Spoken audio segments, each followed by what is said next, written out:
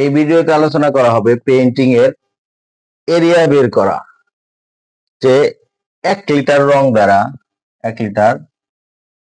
দ্বারা আমি কতটুকু জায়গা রং করতে পারবো, জায়গায় কতটুকু রং করতে পারবো। আবার এই রঙের সলিড ভলিউম দেওয়া আছে, ধরে নিলাম 60%।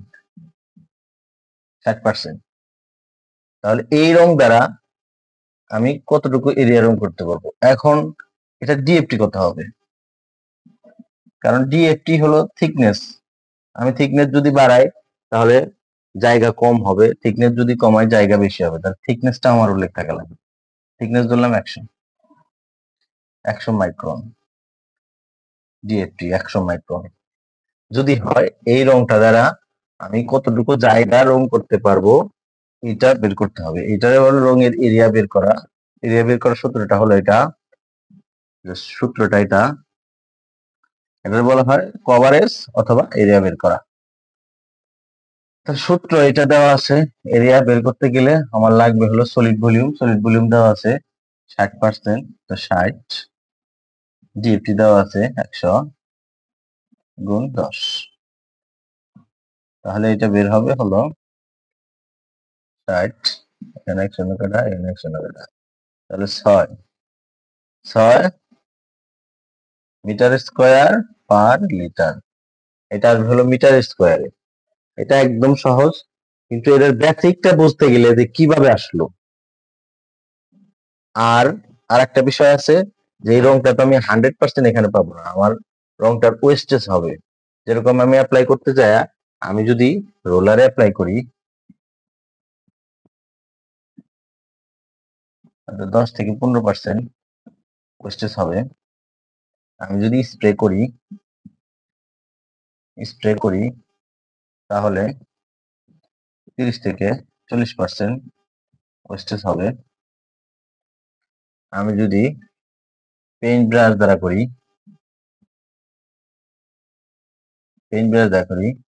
তাহলে 15 থেকে 20% ওয়েস্টেজ হবে। এই ধরনের ওয়েস্টেজের একটা রেট দেওয়া আছে, ওয়েস্টেজ হবে। তো এই ওয়েস্টেজটা আমি কিভাবে বের করব? ওয়েস্টেজটা এই সূত্র দিয়ে যখন আমি বের করব, একদম সহজ।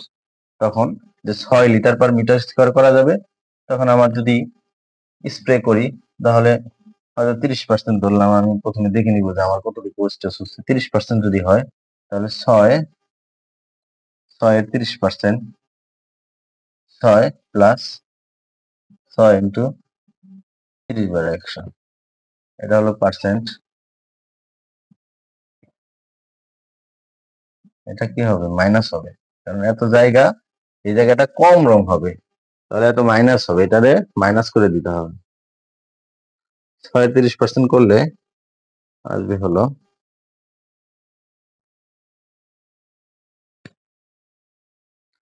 30% করলে আসে হলো 1.8। তাহলে 1.8 6 থেকে মাইনাস যাবে 6। আমার পাওয়ার কথা ছিল 6, কিন্তু আমি 6 পাচ্ছি না, কারণ হলো আমার ওয়েস্টেজ আছে -1.8 মিটার স্কয়ার বাদ যাবে। তাহলে আসবে হলো 6 থেকে 2 4.2 মিটার স্কয়ার পার লিটারে পাবো। এটা হলো এই 6 যে আমি পাইলাম, এটা থিওরিটিক্যাল কভারেজ, আর এটা হলো অ্যাকচুয়াল।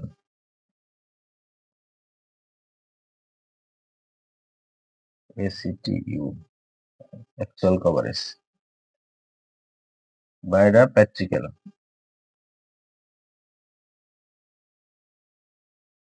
কভারেজ।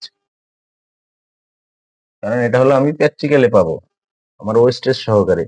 এটা হলো সূত্রের দ্বারা কিভাবে রঙের এরিয়া বের করা যায় সেইটা হিসাব, যে এত।